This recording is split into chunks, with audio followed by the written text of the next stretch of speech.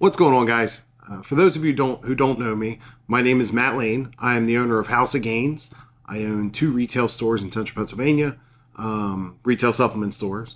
I also own houseofgains.com, where we sell a different amount of supplements and nutritional products, as well as powerlifting gear, as well as a couple other things, skull frick smelling salts, and a couple other projects that we've done along the way.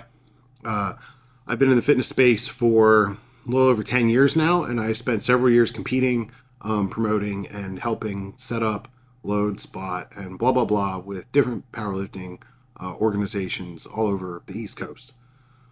I've been on the promotion side as far as sponsoring events, helping them get the word out, set up, all that stuff. But I wanted to make a video specifically to people who are thinking about or are actively competing in the sport of powerlifting. The reason why I bring that up is because the question of what fed should I lift in often gets asked. And let me start with this. This video is probably going to ruffle some feathers. There's probably some people that are going to be upset that I talked poorly about their specific fed or whatever. I'm not here to down on any federation at all.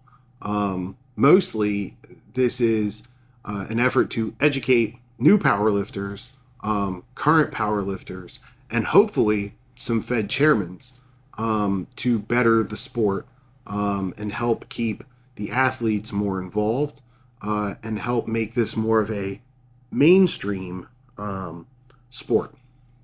So let's start with this. Number one, if you are a new person looking for a fed, there's a bunch of different feds that you can lift in. If you are looking for a natural federation with strict testing that you can compete in and know that it's 100% fair, I will say that the USAPL does that the best. They are the best at that particular thing. They have a pretty detailed testing policy.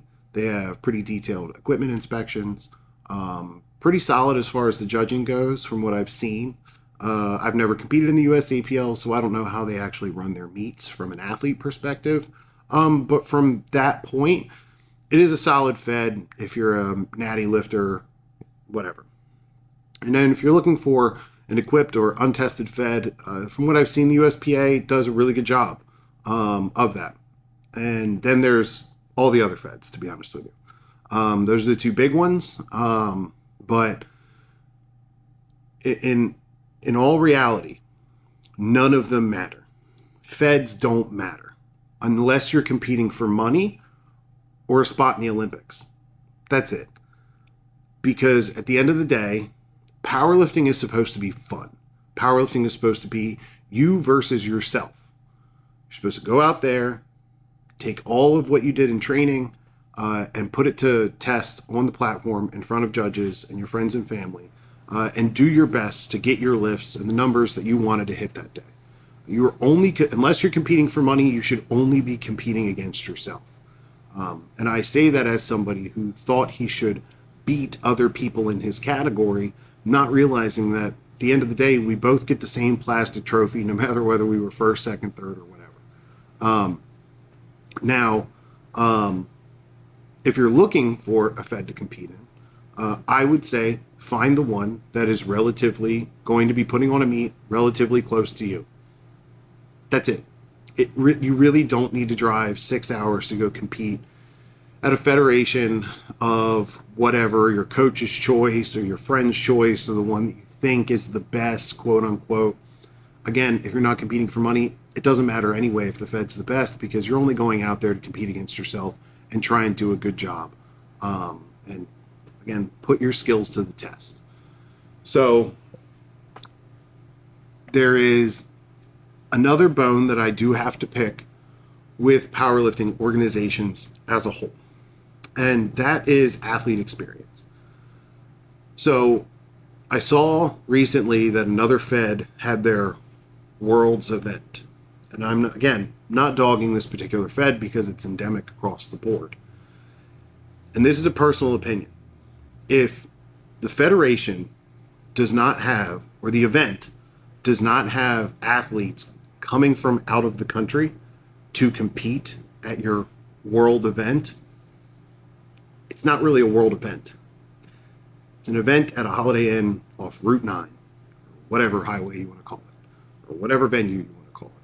It's not a world event. And when people who are outside of powerlifting see somebody say, "Oh, I got first at Worlds," they're going to ask, where was Worlds?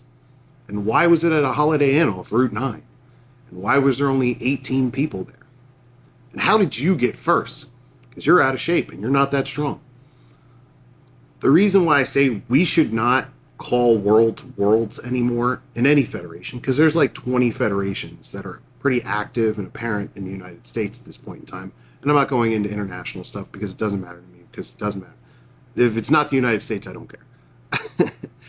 And people will see that and they'll think, God, that's dumb. That's real corny. Because it happened to me. I remember I broke a state record in powerlifting for deadlift. And a bunch of people were like, dude, you're not the strongest guy in the state in your weight class. I know like 20 other people that can deadlift more than you. And my thing was, well, I did it in competition. They did it in competition too. Oh, but they did it in a different fed that had different state records. So now you understand a little bit of the convolutedness of powerlifting organizations and records and what they call meets. In my opinion, if you don't have people coming from outside of the country and you don't have athletes competing against others on a world stage, it shouldn't be called Worlds. Call it something fun, and you can say that world records can be broken at this meet. The reason for that is you'll have state meets, national meets, and world meets. And at a state meet, only people who live in that state should be competing for state records. And in national meets, anybody from any state can break that record. And then in world meets, again, it goes against the world. And that's a part of that is feds preparing for the future of their federation if they ever expand and go international. That way they have a book of records that they can then translate into, okay, we have Russian, Swiss, or whatever, Chinese records that now become translated across the board. We can still do that, but when we call it worlds, it looks corny to everybody else. My suggestion, talking directly to people who own and run and are chairs of federations, is to stop calling them worlds and just call it something fun. Call it the full power, whatever, at, you know what I mean, whatever location. Or come up with some sort of fun name that you can call that particular meet, and then say in asterisks, parentheses, world records can be broken here in this federation. And then take all your other effort and make the experience more fun for the athletes. I have watched all these different federations come and go over the last 10 years, and they are very poorly ran. They are very poorly structured. The business side of things is, there's no other way to describe it other than laughable. Because the goal has historically just been to throw up a meet and call it something, mostly, from my perspective, to fuel the ego of the person who is in charge of the federation. As opposed to throwing on these awesome meets with the intent of making it as fun as possible for the athletes and the competitors and the spectators that are coming to your event. Now, why is that important? Well, the chairman's ego doesn't pay the bills. The athletes who are paying to compete and the spectators who are paying to watch them compete are the ones who pay the bills. And if their experience isn't high, they're probably going to go somewhere else. You might have a local stranglehold on, you know what I mean, specific powerlifting teams in your area or whatever.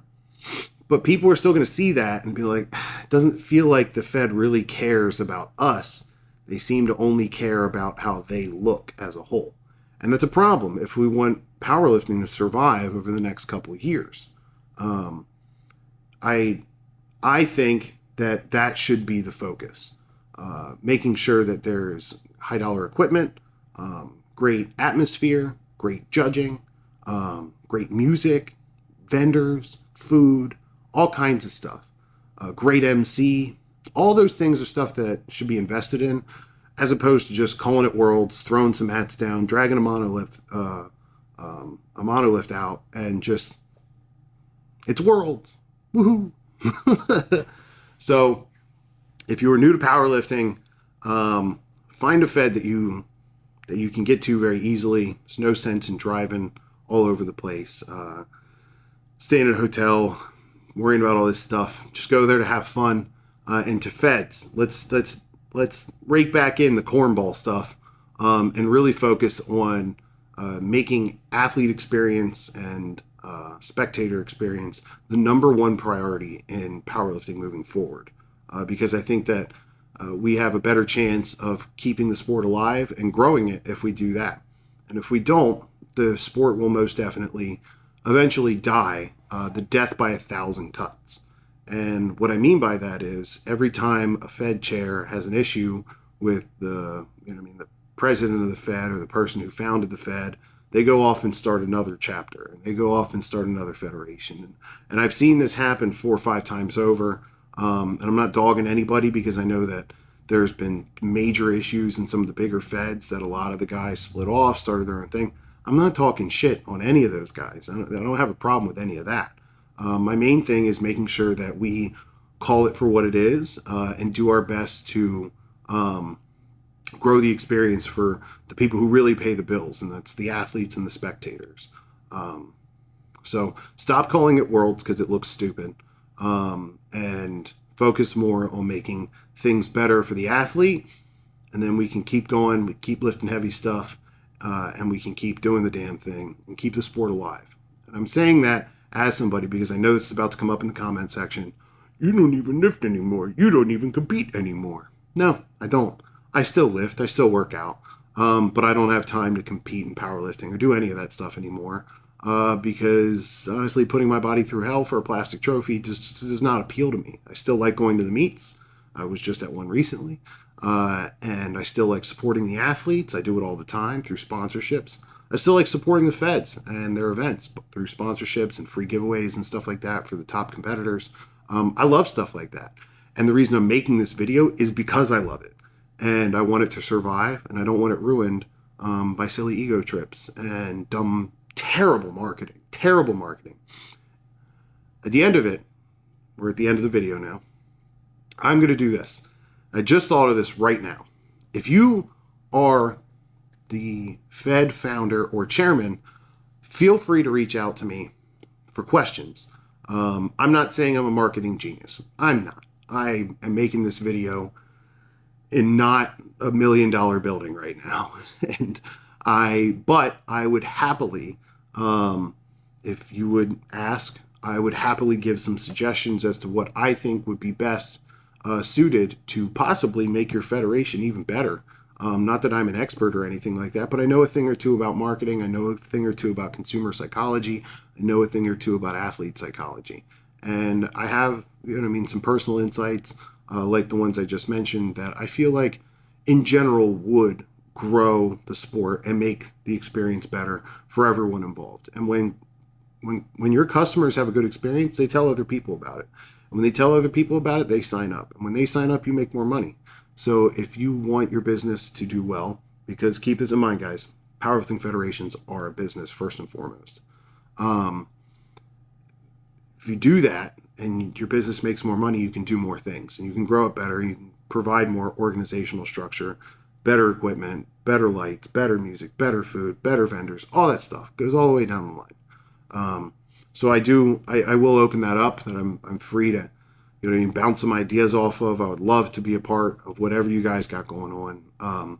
But as far as those two things go, Worlds and all the other stuff, stop doing that because it makes us look silly. And with that, you guys have a wonderful day. Stay frosty.